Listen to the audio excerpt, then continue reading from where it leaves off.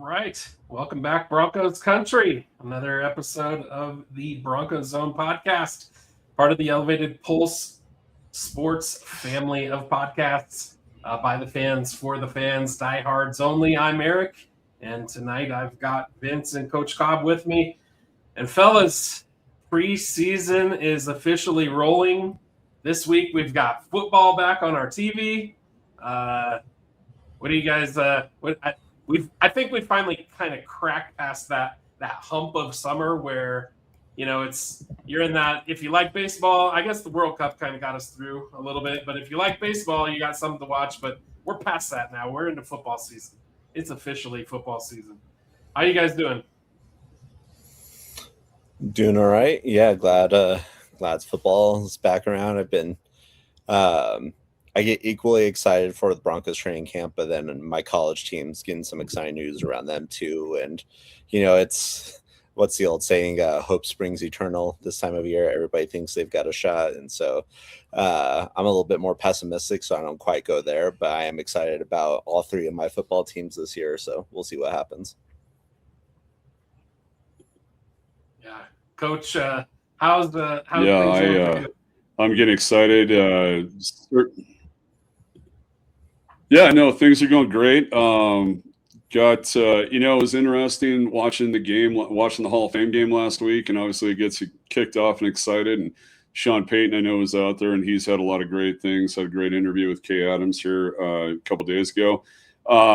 It's interesting to me, hot take this year, generally you get into camp and it seems like it's defense, and that's what we hear a lot about.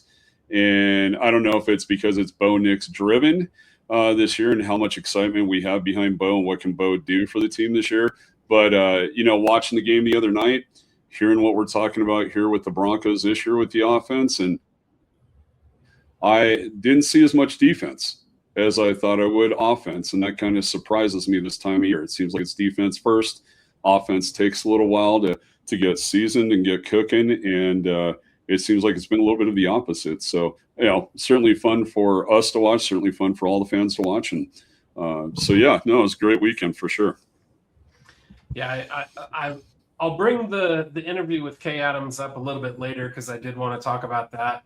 I thought it was a pretty good interview. And more than anything, I absolutely love that she seems to be just every year she's a Broncos fan, and I love hearing her takes on it. So, and Coach, I know you also attended training camp live and in person, so we'll talk about that a little bit later as well. But before we get into Broncos camp, I have to ask both of you, and guys, you got to be honest with me.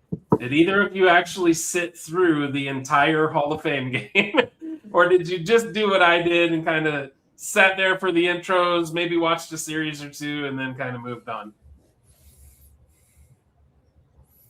I caught a little bit of the game, but it was mostly highlights. I know Carson Beck was kind of the big talking point coming off of that. And I mean, I don't know. I think the Cardinals quarterback situation is among the most interesting, specifically because Jacoby Brissett, sort of had them over a barrel and decided to hold out, but they drafted Carson Beck. I don't know. That was interesting. Good for him. He is a little bit of an older rookie, but yeah, he looked pretty good in that game. Yeah.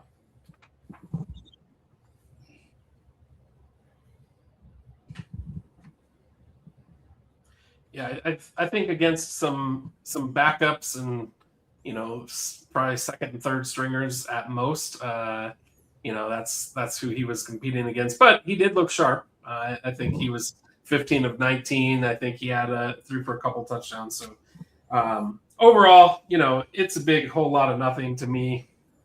The Hall of Fame game. It's more about the Hall of Fame ceremony than it is the actual game. So, but it was, like I said, it was just good to have football on.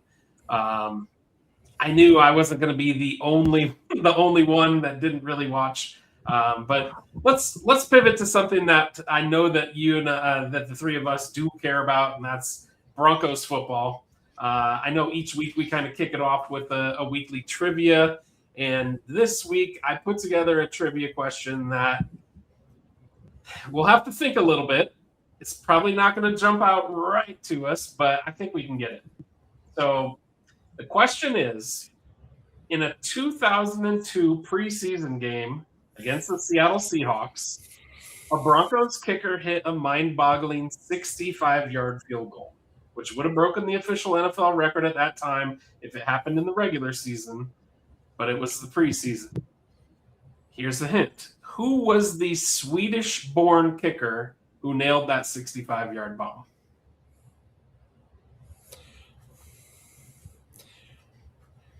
Okay, so it's not Elam then. Was not Elam. They play the one they played for the Broncos. Correct.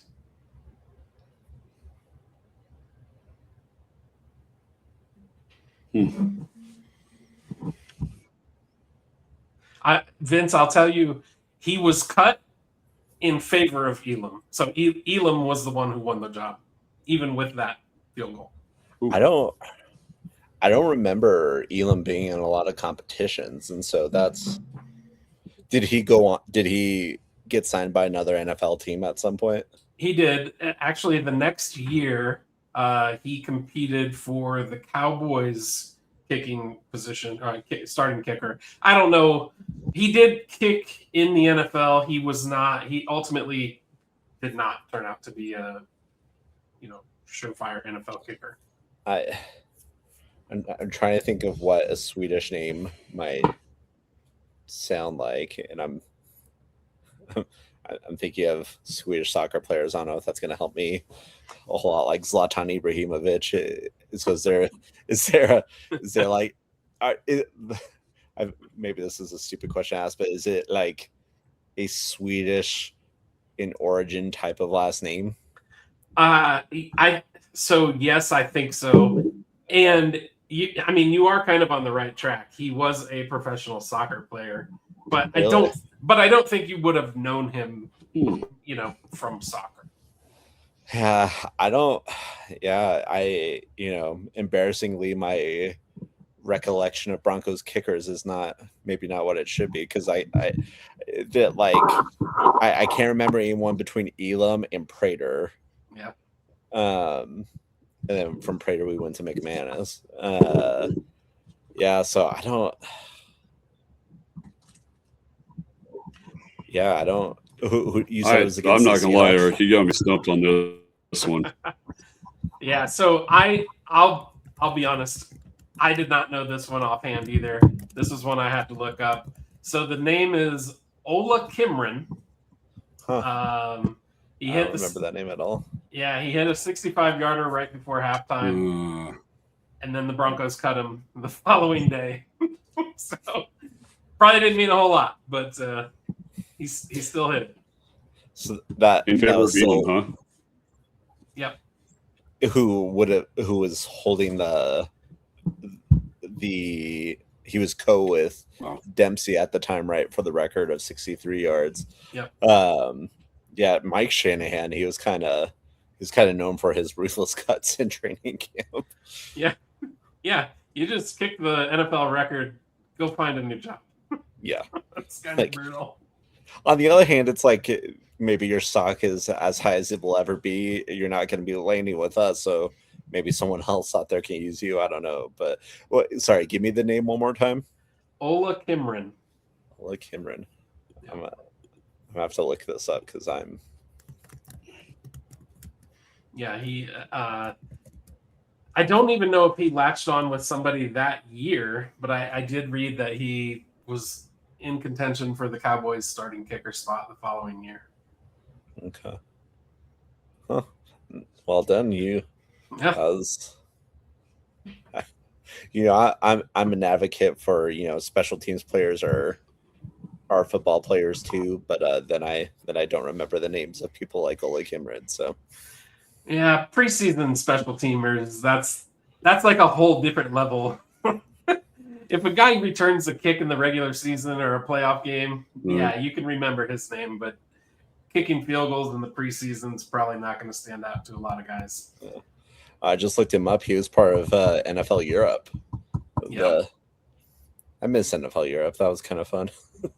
Oh wow. Well, we may have shortly NFL Europe with expansion there. I know they've kicked around teams in London and whatnot, so maybe in Germany as well. So I don't know. We'll see what the appetite holds, but I know there's people over here who are for it, and there's people who are against it.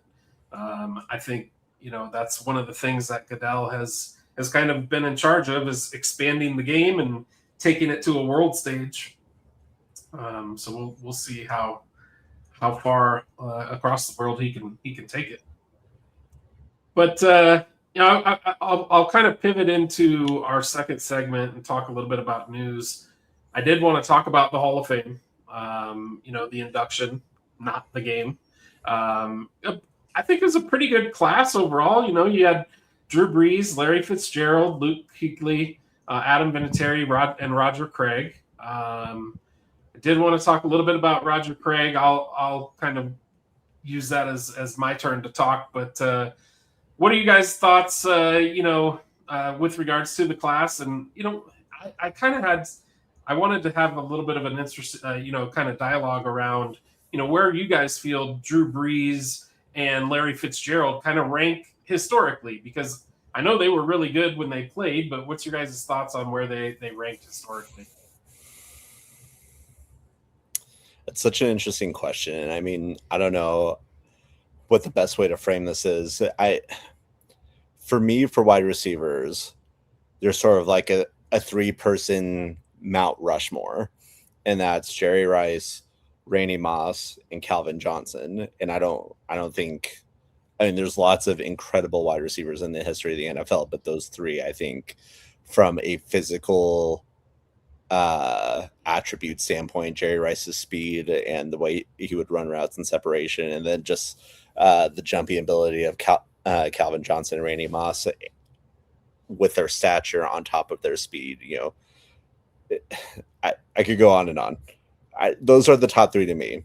But Larry Fitzgerald owns one of the craziest statistics in all of sports, and I'm sure people have seen it. But he had more career tackles than he had drops.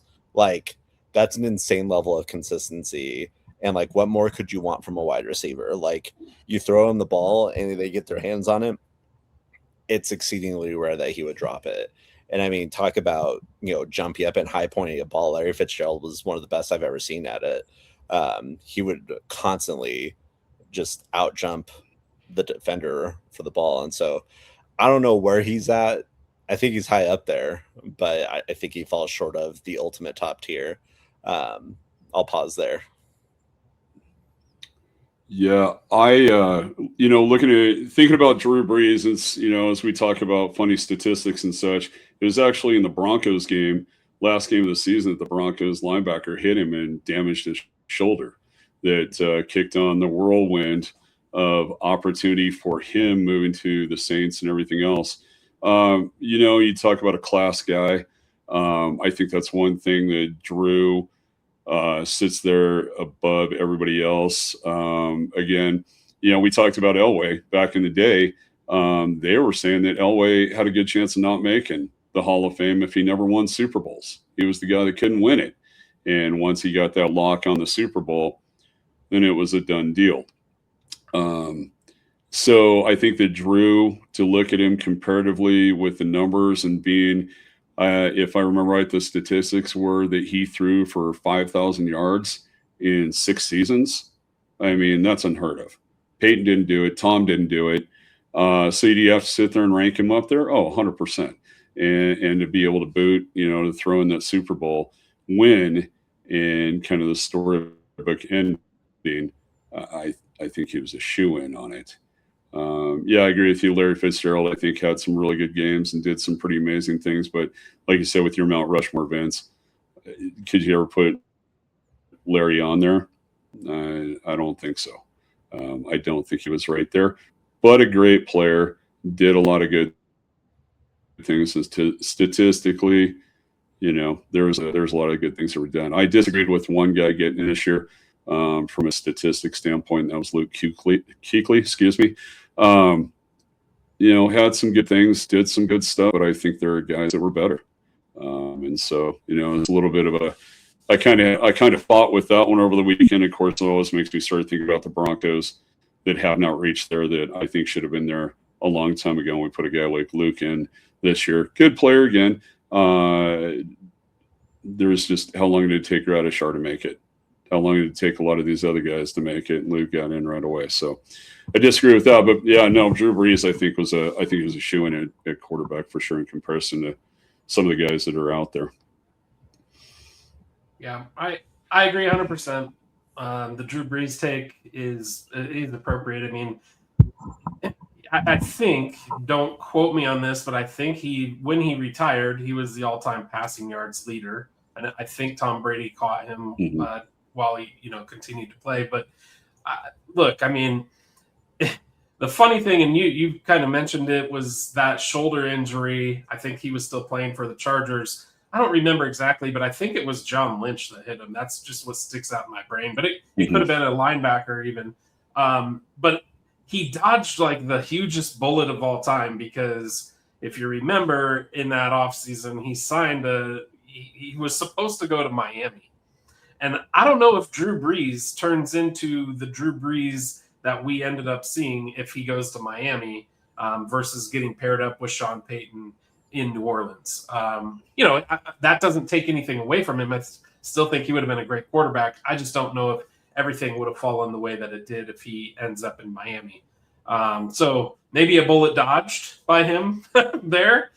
But, and Larry Fitzgerald, I agree with you, Vince. I feel like he's right there, at the cusp. But to me, I don't think he would crack that Mount Rushmore either. You've got three guys on there that are pretty worthy. If we had to add a fourth, at least to me, I think Terrell Owens has to be up there as well, pretty high. But maybe not on my Mount Rushmore. I'd really have to put some thought into that, because there's been some really great wide receivers over the year. But I certainly would not argue with the three that you have on there. I think those three kind of are heads and shoulders better than the rest. Wanted to talk real quickly about Roger Craig. So Roger Craig, a little interesting note, Roger Craig is from the same town in Iowa that I'm from. So I grew up a huge Roger Craig fan, knew the Craig family very well. So actually one of his brothers was a Little League coach of mine. So got an opportunity to meet Roger Craig in third grade. Loved him throughout his entire career. From the time he was, at Nebraska through his entire career with the 49ers. I felt like personally it was long overdue, but again, I know I have kind of a sentimental pick with Roger Craig, but ultimately, he's the first running back to rush for 1,000, receive for 1,000 in the same year. And he did that back when, it wasn't a thing. That, running backs didn't catch the ball with enough frequency to get anywhere close to 1,000 yards before Roger Craig. So, he was kind of that new breed of running back. And again, having him come from the same place that I was from was kind of I always felt that was kind of a cool story. And then, it really kind of touched my heart when he got up on stage and talked about his dementia diagnosis. So that's that kind of, I'm glad that it happened before, his dementia had really had time to set in to where he couldn't be involved with, everything that comes along with being part of the Hall of Fame. So to me, I felt like that was a really kind of icing on the cake, so to say, moment for somebody who was a Roger Craig fan, honestly, for as long as I can remember. So I'll stop talking about Roger Craig, but he was definitely one of my favorites. I don't know if you guys have any Roger Craig stories or thoughts, but that's the way I feel about him. I would just sort of underline your notion that it feels like it took far too long. I mean, he was an incredibly important contributor to some of those great 49ers teams. And I mean, Jerry Rice and Montana were great players, but it's just crazy to me when people like that get forgotten, and I think it's well deserved and unfortunate it's taken this long. And the health statuses, we all love this game of football, but it definitely takes a toll, and the way he talked about it, I think was eye-opening. Yeah. Yeah, I agree. One of my favorite runs watching, and Eric, obviously being a fan, you'll remember this, is him going through the Rams and high stepping and doing the things that he did was just something that at that period of time is stuff that you wanted to show your running backs. Here's how I want you to run. This is the type of ferocity you need to run with and going through the line, and to watch him, hitting those knees and getting that body moving. I mean, it was exciting to watch. And, not wanting to be a 49ers fan because of what they did to us in Super Bowl 24, you had to respect them. There was no doubt about it. Roger Craig was definitely one of those early pioneer guys that got in with Montana, and like you said, Jerry Rice and Tom Rathman. It's because that's another one. Not to go down the rabbit hole of 49ers, but Tom Rathman and Roger Craig together in the backfield. Man, what a 1-2 punch. That was awesome. And so it was great to see somebody back then, because at that period of time, like we said, 1,000 yards receiving, 1,000 yards rushing was just unheard of. Yeah. I just looked it up. He and did there's that only in been 2 guys that have done 1985. it since. And so that's quite a milestone for sure. What was that, Vince? Sorry. Yeah, I just looked it up. He did it in 1985. And so, that's insane. It took 14 years for someone else to do it. And the style of play from the 80s to now is so drastically different. And like you said, running backs just didn't catch the ball hardly anywhere at the rate that they do now. So for him to break 1,000 yards receiving in 1985 is insane. That's amazing. Yeah, so I'm from Davenport, Iowa, and there's really only 3 or 4 high schools. Probably during the time he was there, only 3 high schools. So it's not like some huge town. And I wasn't obviously alive, I wasn't old enough to watch him when he was running in high school, or wasn't alive when he was in high school. But I've seen film of him in high school, and Jim, it's funny you mentioned the high stepping, the high knees, and those types of things. That's the same running style he had in high school, which is it was kind of cool to see. He didn't really ever change. That was who he was. So it was, that's what got him there, and he stuck with it. Yeah. Absolutely. Well, talking about speaking of running backs, so Bijan Robinson was in the news. A new $75 million guaranteed deal. Are running backs valuable again, guys? Just it seems like running backs had kind of lost their flair for a little bit, but with Bijan, it seems like maybe they're back. Yeah, I think going back to what you said earlier, Eric, talking about, again, we're talking about 1,000. Go ahead, Jim. Oh, no, I was just going to say, in thinking about 1,000 yards back in the 80s, that was the benchmark. If your team got 1,000 yards out of your running back, that was a huge, huge benchmark. And to sit there and see these guys now, we think about all the passing, the Manning days, a lot of stuff that's going on now, where now it's, if your quarterback doesn't get 5,000 yards passing, it's, or close in the upper 4,000s, that's not great. Well, what does that leave for your running back? Doesn't seem like 1,000 yards is really, it's great.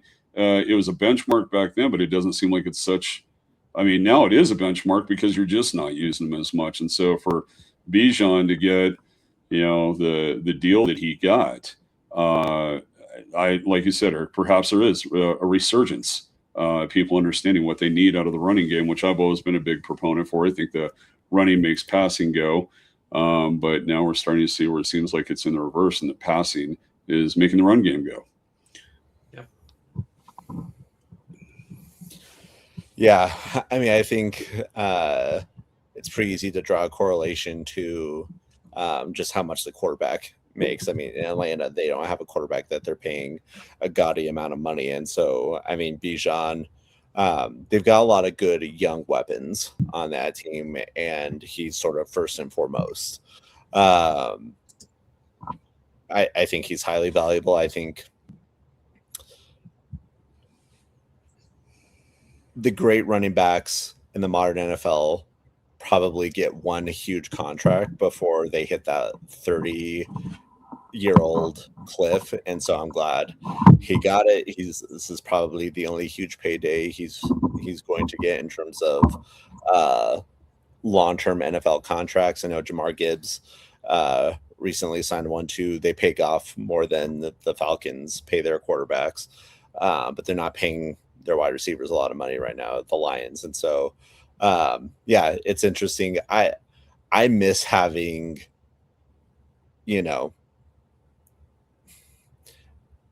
I love the running back position. I think it's exciting when there's great running backs in the league. And so I hope that the running backs get valued more highly. And it's not hard to understand why they've not gotten paid as much over the past however many years it's been. Yeah, it's a short shelf life for most running backs. I mean, you're talking. I think when I saw the stat, I was kind of eye-opening. Don't quote me on this, but I think the average lifespan on a typical NFL running back is like 3 years or less. It's a crazy low number. So you can't blame the guys when they do run into an opportunity to sign a large contract. That's for sure.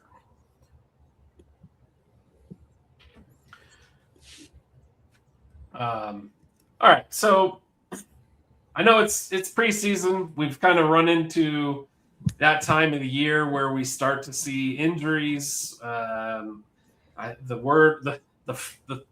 dreaded two-word phrase around town is soft tissue. I know that keeps coming up with some of the Broncos, but we've seen some pretty big injuries across the NFL. I mean, you've got Laramie Tunsil with a torn tricep. You got, speaking of the Falcons, Jalen Walker, torn ACL. Luther Burden for the Bears, one of their good wide receivers.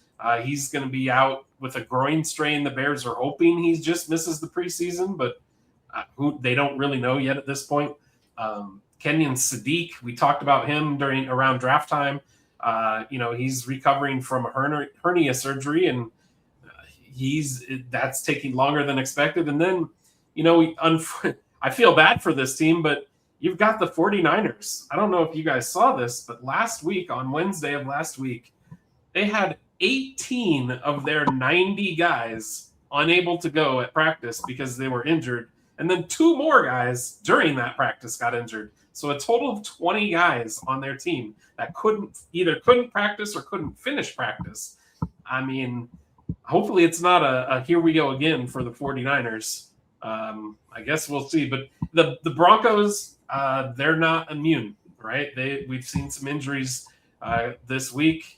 Whether it's Wattenberg with the center getting dinged up. We saw our running back get dinged up. We've seen Waddle get J.K. Dobbins, the running back, get dinged up. We've seen Waddle get dinged up. And I know I'm missing some others, but those are kind of the big ones.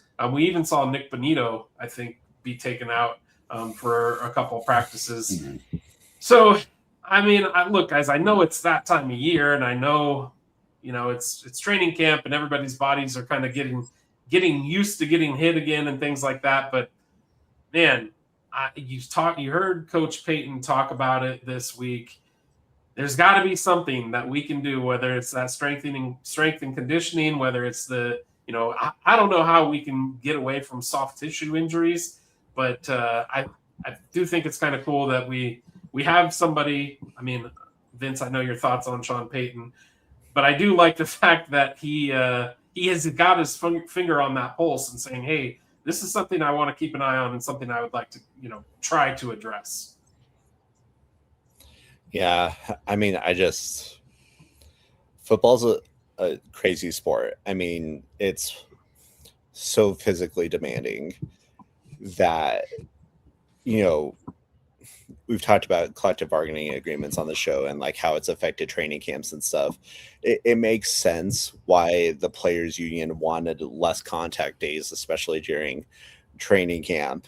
And for for the long-term health of the players, but there is something to like learning how to deal with the contact and getting your body sort of like in football shape for that contact. And I mean, I don't know. I'm not a physical therapist. I've never had to play football at the level that these guys do. And so football's just a crazy, crazy beast. And I am thankful that Sean Payton cares and wants to be attentive to the injuries and, not trying to make light of anything. But the 49ers injury history is insane. And I don't know if you all saw over the past this past offseason, there was speculation about the electrical plant that was close to their training facilities potentially having something to do with it.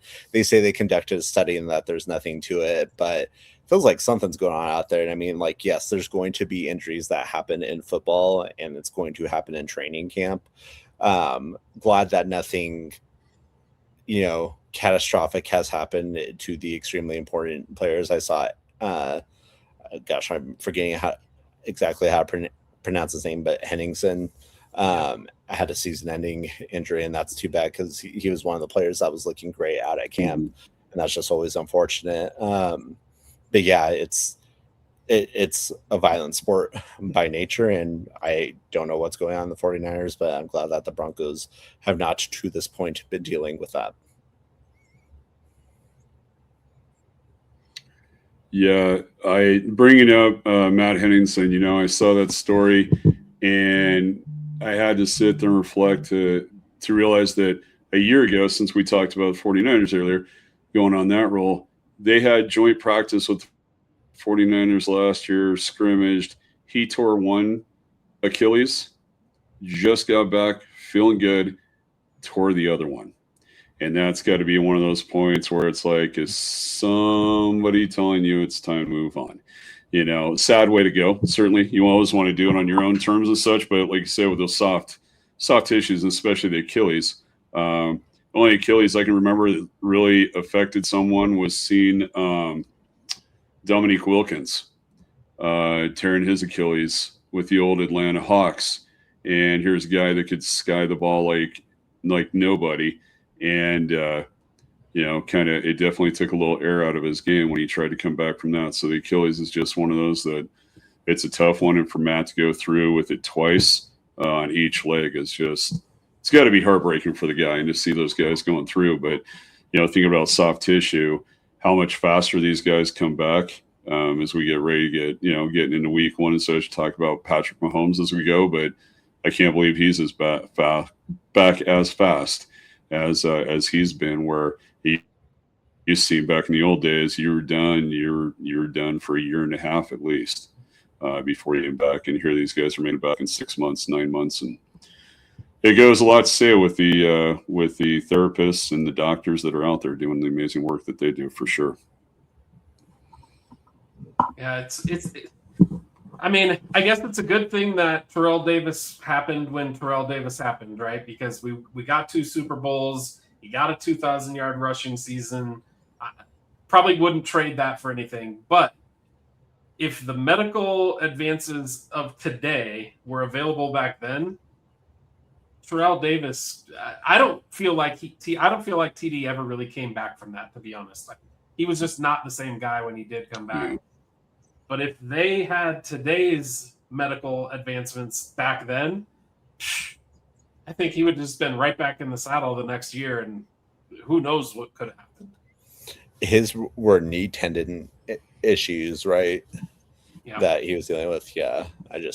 Did he ever do the microfracture surgery? Because there's a lot of science that's come out in the past 5 years about like how terrible the microfracture surgery is and how it essentially took playing years off of careers rather than helping them. And I just always think of him when I think of really bad knee injuries, because I remember watching that live and just like couldn't believe it. But yeah.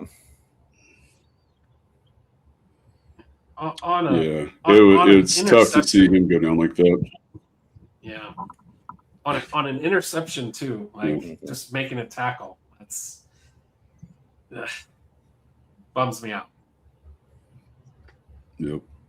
All right, so we'll jump into segment 3. Coach, I know you got to spend some time at training camp this weekend. I did want to kind of start by asking you a quick question before I have you give your kind of run through of training camp and what you saw and what your thoughts were. But I just want to ask real quickly. So, with Sean Payton and the team kind of, obviously it's training camp, they're working on the depth chart, they're solidifying that depth chart and kind of dialing in their schemes and things. But since you were at camp and you got to see it firsthand, what's one of the main training camp battles that you're kind of honing in on that maybe you weren't honing in on before you went and saw it, live and in person? Yeah, I mean, honestly, what surprised me was, I started thinking about, you get the PS2, you get the Riley Moss, you get those pieces that were there. A group that impressed me that I really saw a battle, and I think it's going to be interesting to see how it finishes out, is our interior defensive line. The guys we just talked about, Matt, and going down in the he was starting to make a good run at it. And so you started thinking, okay, we're going to be great. We lose that guy. It's like in the past, it's been lack of depth. And we're finally at a point, having known that Matt went down with his injury, next man up. We lost JFM. Everybody was a little bit worried about that. Who's our next guy? Who's the next guy that steps up in that group? Interior defensive line for the Broncos this year, I'm going to put it on paper, is going to be amazing.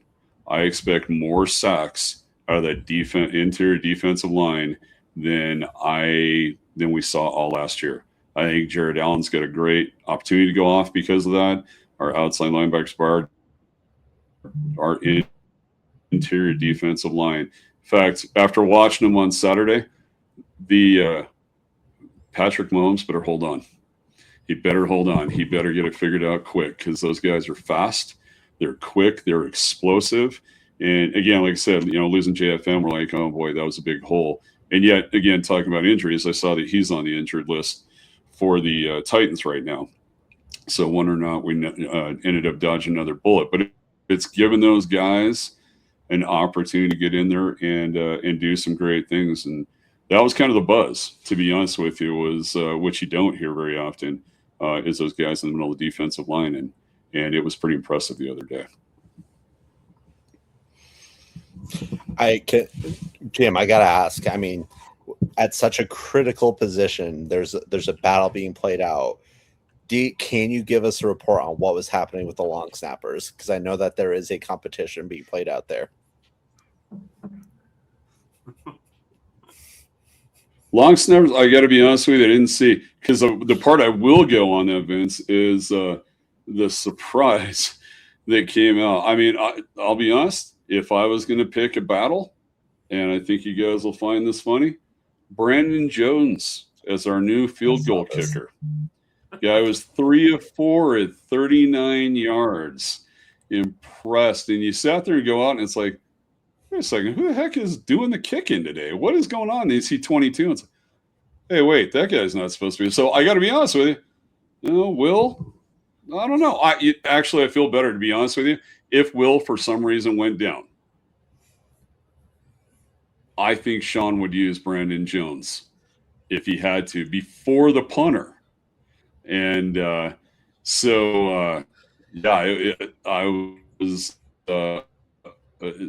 was impressed. 39 yards down the middle, and the one just pushed a little bit left, or even 4 for 4.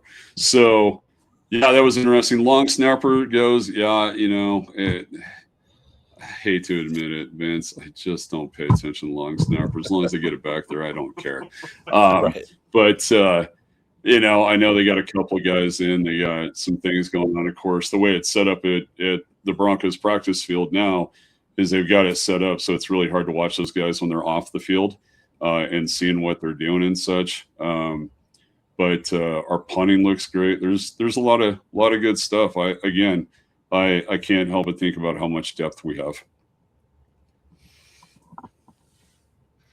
Well, Vince, I know you were I know you were saying that kind of tongue in cheek, but Jim, when you talk about field goal kicking, it was kind of funny. That was one of the things that Will Lutz had talked about in his one of his post practice press conferences.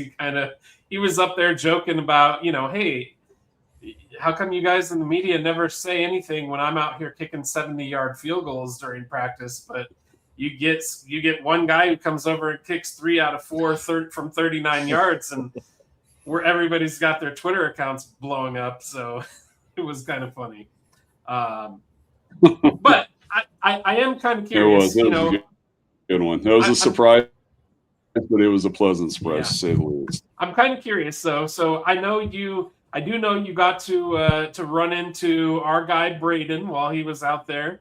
I don't think that was planned. You guys kind of just bumped into each other while you were there, but outside of running into him, what were your takeaways? I guess first and foremost, I know you probably didn't get like a private tour of the new facility. I think you kind of just get to go sit in the stands, but just the eyeball test. How's the new digs look?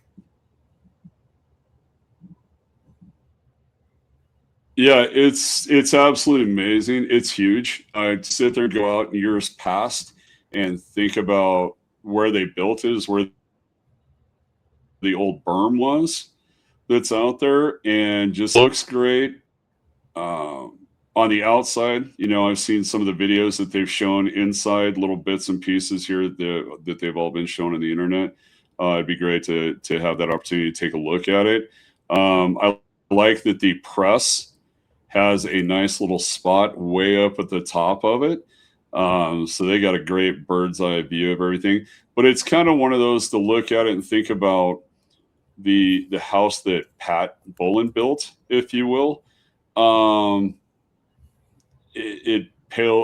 Just the comparison to look to the left and see the old offices, see those pieces, and think that once they tear that down, it almost feels like the end of an era a little bit. Again, it's great, and I think it's great. I think free agents and attracting them and some of the things they're with, it'll be great. It looks a little odd to be attached to the indoor facility that they're there, because they're two totally different styles on the outside. But yeah, I was kind of, I don't know, having had the opportunity to go through the offices and go through the old part of Pat Bolin and what he built for Dev Valley right away. It was kind of interesting to me, that take to just kind of, move away from the old and in with the new kind of thing. And I guess it's time, the owners are there and they're ready to set up shop and do their thing now that they've been into it for a couple of years. But it's pretty amazing. It's pretty amazing on the outside. And obviously, like I said, we've seen the videos on the inside, and it's quite a building, to say the least. Yeah, it looks great. I will say that. Vince, I know there's always tons of national media noise surrounding the Broncos kind of this time of year. We talked about the Kay Adams interview, where she kind of talked with Coach Payton. They didn't talk long snapper, but they did talk wide receiver, and they talked a little bit about kind of maybe a little bit of a surprise out there at wide receiver so far in this training camp. But I want to ask you, and you don't have to agree with Kay Adams, but I just kind of curious what your thoughts are. Is there, one storyline or one player you think that Bronco fans could be sleeping on so far throughout training camp that might actually make a huge impact in the season?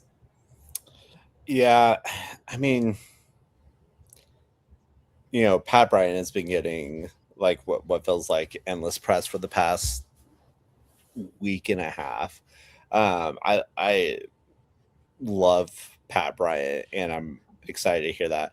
Vance Joseph, did you all see that quote? He's like, as far as I'm concerned, Pat Bryant is the guy in that room, as in like the main player in that room. That was surprising to me. So I mean, I won't say Pat Bryant. I did see, this isn't by way of saying like they've been dominating, but I do think it's interesting that we've had a couple of guards rotating in at center as well. We had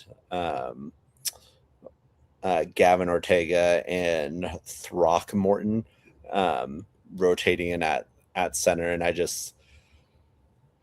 I don't mind offensive linemen being moved around, but when they're moved to the center position, that always makes me a little bit nervous because I just feel like the center position carries such an increased amount of responsibility over the other linemen that it just always makes me a little bit nervous hearing that. So I'm wondering what the depth chart at center is going to be looking like. But I mean, I don't know. This isn't a hot take, but like I think it would have been really easy for Riley Moss to come in and sort of just coast and be like, doesn't seem like they want to re-sign me. Like, yeah, I'm going into a contract year. I'm going to save it and try to show out on the field. But like, he's coming to camp like he's playing to make the team rather than a returning starter.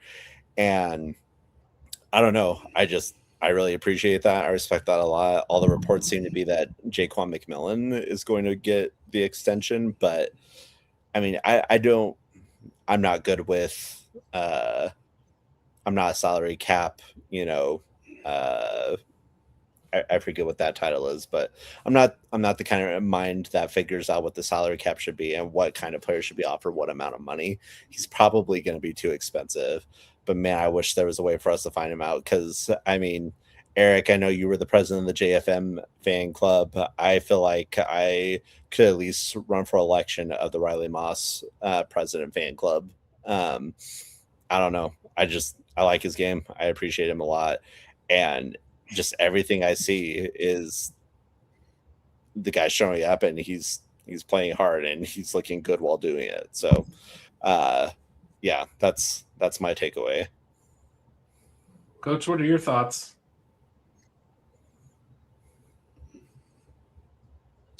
Yeah, I agree with Vince. Randy Moss, I think, an interesting interview that Jim Waddle gave last week. It still comes down where a lot of people think Riley Moss is getting the notoriety being a white cornerback. He could be purple for all I care, as long as he's getting out and getting the job done. Obviously, he's getting the notoriety because he, had the most pass interference or most holds last year for a cornerback. It led the NFL in it. And I think he's really done what he needed to. Where Moss is getting a lot of that press, and Jaquan, haven't heard a whole lot from him this year. So I don't know if he's coasted back. I don't know if he's waiting, saying I'll be there when the games show up and it'll be time. Of course, the other one, to be honest with you, Jahdae Barron. I've heard a lot of good things out of camp about him as well. And I think that Jahdae figured it out. I think it took him a little time. I know they've got a role for him in the nickel and in the dime package. And that actually might be, Eric, back to your question, that might be the most interesting battle in training camp, is to see who comes out on the other side with that other cornerback spot. I think you had a fierce battle between three pretty amazing athletes. Yeah, I mean, we've talked about it the whole offseason. The Broncos are extremely deep. That's kind of a new place for us, right? We're not used to being deep in almost every position, or position group, I should say. But I do find those two, pretty interesting. Vince, I couldn't agree with you more. I would back you 100% with regards to being on the Riley Moss fan club or bandwagon or whatever you want to call it. I love that guy. He defines to me kind of that next play, kind of turn the page. How many times we see him get called for a bad call and then 3 plays later he makes a play. That's just exactly what you're looking for in a corner, in my opinion. I am a little concerned. There just has not been much, and maybe it's no news is good news, but I'm a little concerned that there hasn't been much talk about the tight end position. I really hope that that's just not something that's going to be overlooked because, again, I feel if we could ever get Bo Nix a target over the middle that can, also block, man, that's something that I think it could take his career trajectory to that next level. So I hope they get that worked out. The name I would like to, I think maybe we're sleeping on, and I'm going to shout out Coach Cobb. You kind of called it out pre-show when we were chatting. Hakeem Butler. That's a guy who I would like to say, hey, keep an eye on him. Who knows? Maybe it'll be this Friday, against the Falcons, where he's going to have a coming out party. But I just think that guy he's too big, he's too talented to just kind of keep under wraps. And I think he's going to be a name that we're talking about, come week 3 and week 3 of the preseason. Is he going to be a guy that makes the roster? Because we certainly know the wide receiver room is deep. Yeah, the one thing I will say, looking back at practice on Saturday too, like you said about Butler, but what was interesting talking about depth, it kind of spooked me a little bit. Obviously, Pat Bryant had a great day, and he's getting lots of plays out there and such. But we didn't have Waddle, we didn't have Marvin Mims, we didn't have a couple guys, and I'll be honest with you, Cortland. It reminded me of going back when Cortland seemed like he was the only target.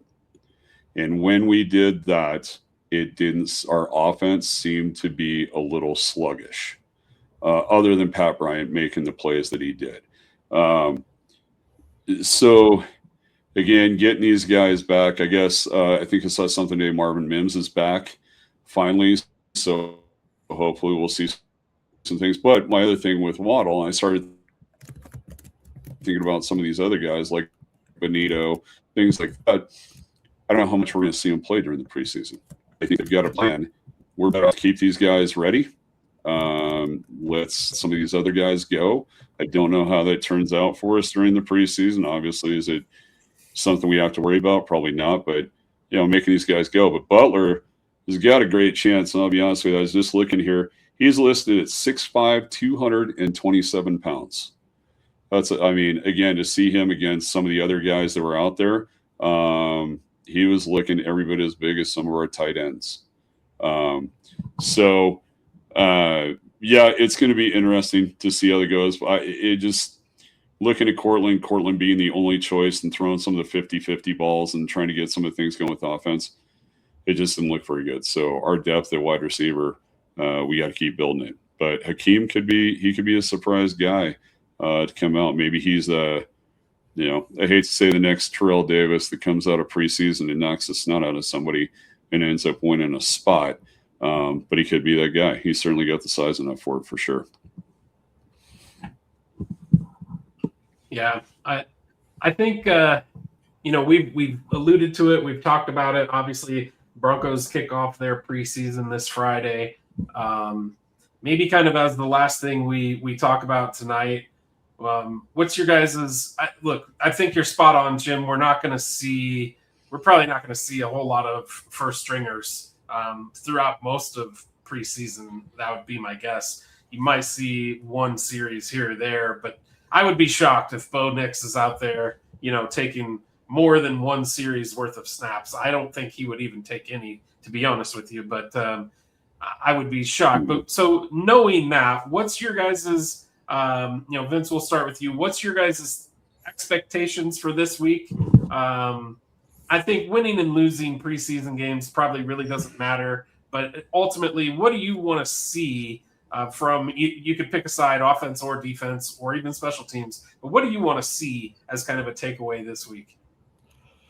I'd say two things. One is I'd like, and this isn't because I have anything against Stidham, it's purely because of salary cap, and I want it to be a non-conversation that we have to talk about the backup quarterback playing because I want Bo to stay healthy, but I'd like to see Ellinger come out and win the competition and save us, I think, around $4 million on cap space. I think Sidham could be really good for someone else. It would be great if we could trade him for a 7th round pick 3 years from now. I think that's as far out as you're allowed to trade. He's got to be worth that to somebody. There's lots of teams out there that could use quarterback depth. I just am not sure that he's worth the amount of money that we're paying to him. If Ellinger seems to be winning the second role, which seems to be one of the things I'm coming out of camp based off of the reports, then let's let Sidham walk and save that money. The other thing is, you touched on it, the tight ends. I don't know. I would really love Jolly or Caleb Lohner to come in as like a young sort of handpicked tight end by Sean Payton for his style of offense and to flourish. I would expect to see the two of them a decent amount over the course of this preseason, and I'd like to see them. I like to see what Payton saw in them. I don't know.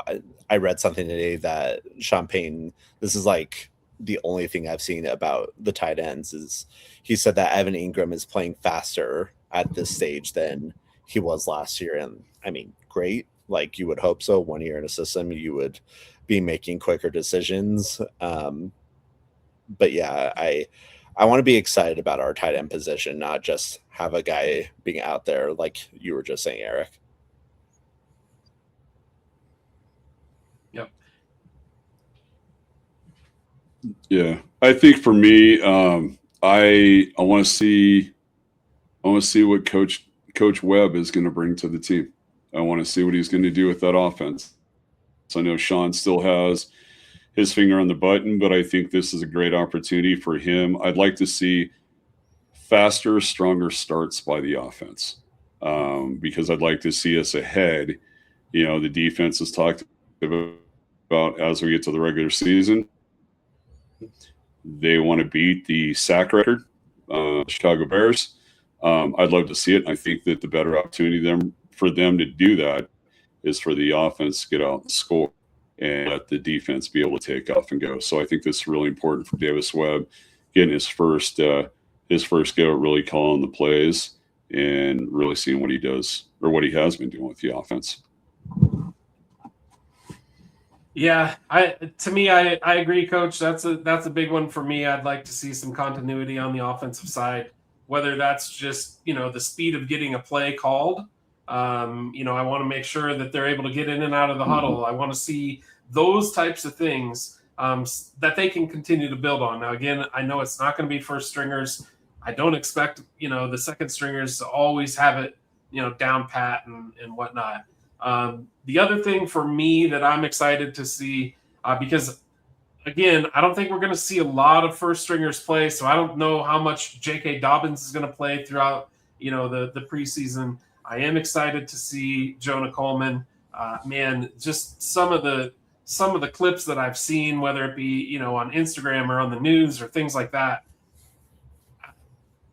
Bowling ball is a perfect way to describe that guy. I mean, he looks like he is tough to bring down. So I'm excited to see him get some touches and maybe put some people on their backs. So that's kind of what I'm looking for from the defensive standpoint. I just want to see no injuries.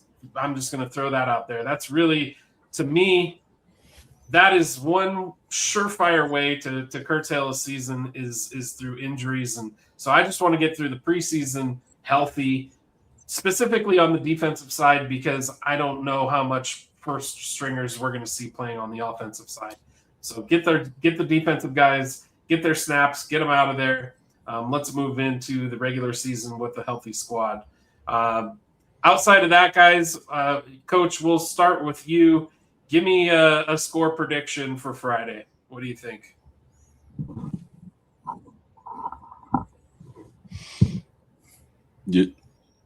I was going to say one I want to see, sitting there thinking about that, and we're going to go back to our draft day favorite, Red Murdoch.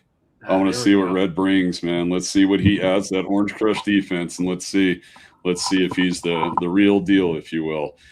We certainly talked a lot about him when we did the draft this year, and now it's time to see his wear on the field for sure. Yeah. You got a score prediction for us, Coach?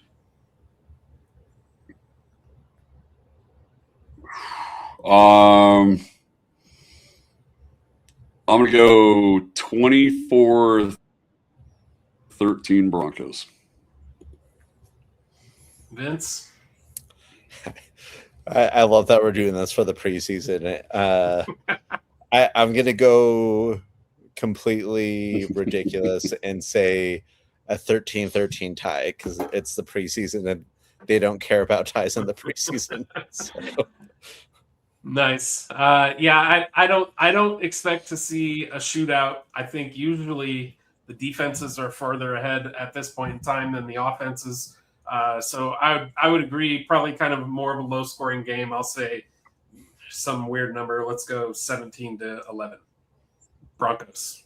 That's a good sign for our defense. So, all right. Well, fellas, the next time we talk to each other, there will be games on tape for this season, whether that's it'll just be preseason games, but it's games nonetheless. We are excited for everything to come. Like I said, hopefully we can just get through the preseason healthy.